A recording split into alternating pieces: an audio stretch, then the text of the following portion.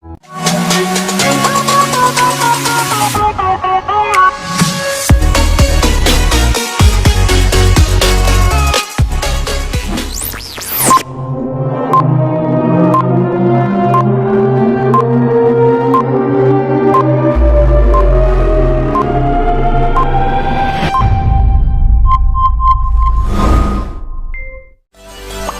lupa subscribe, klik tombol lonceng dan like-nya teman-teman. Halo guys, ketemu lagi dengan kita melaku tim. Kita sekarang lagi di komplek makam Ki Ageng Pandenaran Bayat. Masuknya sih murah loh, cuma Rp2.000 per orang. Yang berlokasi di Desa Paseban, Kecamatan Bayat, Klaten, Jawa Tengah. Lokasinya terletak di perbukitan Gunung Jabal Kat lebih tepatnya. Jadi terlihat banyak-banyak anak tangga. Inilah tim kita lagi istirahat karena naik tangga dari bawah tadi. Kebetulan kita datang asar, lalu kita ambil wudhu dan sholat asar terlebih dahulu.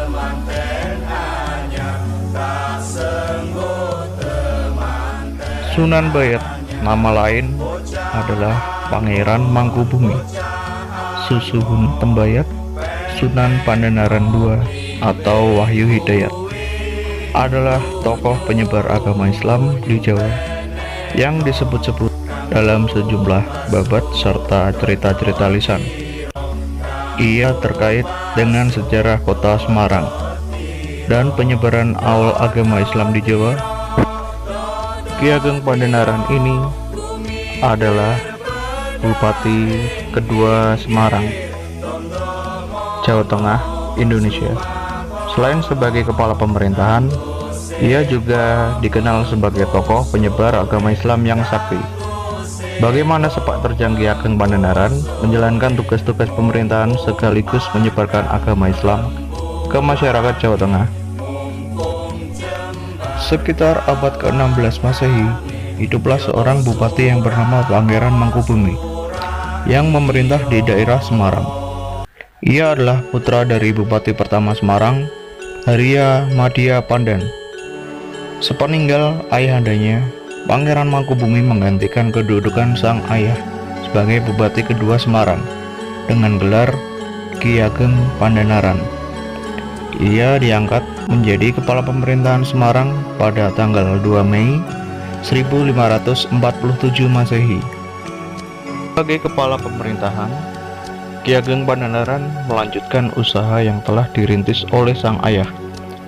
Di sela-sela kesibukannya mengurus tugas-tugas pemerintahan, ia juga giat mengembangkan kegiatan keagamaan untuk membina rakyatnya.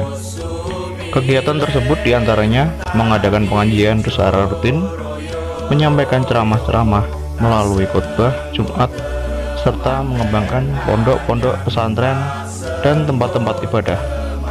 Dengan demikian, ia dianggap telah berhasil menjalankan tugas-tugas pemerintahan dengan baik dan patuh kepada ajaran-ajaran Islam seperti mendiang ayahnya, sehingga rakyatnya pun hidup makmur dan damai. Namun, sifat manusia dapat saja berubah setiap saat. Demikian pula Ki Ageng Pandenaran. Sebagai seorang manusia, keberhasilan yang telah dicapai membuatnya lupa diri.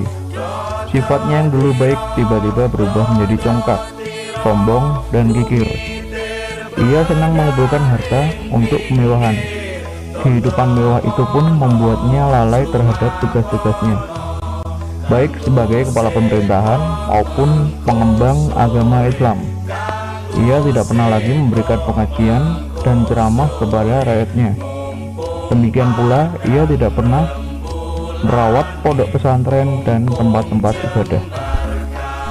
Pada suatu hari, datanglah Sunan Kalijaga ke kediaman Ki Ageng Pandenaran dengan mengenakan pakaian compang-camping, layaknya seorang tukang rumput. Di sela-sela menawarkan rumputnya, sang Sunan menasihati Ki Ageng Pandenaran agar tidak terbius oleh kemewahan dunia. Lalu, Sunan Kalijaga yang menyamar menjadi tukang rumput itu pun memberitahukan kepada Ki Ageng Pandenaran bahwa beliau telah terlena dalam kebahagiaan dunia dan memperingatkan agar beliau tidak melupakan kebahagiaan akhirat, sebab kebahagiaan yang abadi adalah kebahagiaan akhirat. Mendengar nasihat itu pun, Ki Ageng Pandenaran bukannya sadar, melainkan marah dan mengusir sepenjual rumput itu. Meski demikian, Sunan Kalijaga tidak bosan-bosannya selalu datang menasihati. Namun setiap kali dinasihati, Ki Ageng Pandenaran tetap saja tidak menghiraukan nasihat itu. Akhirnya Sunan Kalijaga menunjukkan kesaktiannya dengan menyangkul sebidang tanah. Setiap bongkahan tanah yang dicangkulnya berubah menjadi emas. Ki Ageng Pandenaran sungguh heran menyaksikan kesaktian penjual rumput itu. Dalam hatinya berkata bahwa penjual rumput itu bukanlah orang sembarangan.